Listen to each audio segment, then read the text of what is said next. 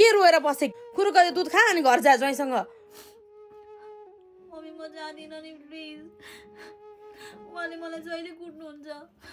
म जादिनँ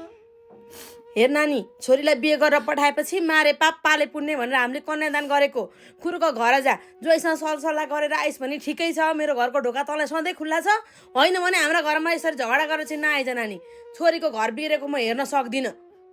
अनि हेर हाम्रो संस्कारमा यो बिहे गरेकी छोरी घर फर्केर आउने चलन छैन माइतमा आएर यसरी बस्ने चलन पनि छैन त बस 1 दिन बस 2 दिन बस अनि त्यस पछाडि जा आफ्नो घर जा ज्वाइँले कुटेको कुरा सास ससुरालाई भन्ने हो मलाई आएर भन्ने होइन मलाई आएर यस्ता कुरा नगरे खुरुक्क घर जा मैले भनिदिएको छु यो दुध खा अनि जा भयो मम्मी मलाई तपाईँको दुध पनि चाहिँदैन केही पनि चाहिँदैन म जान्छु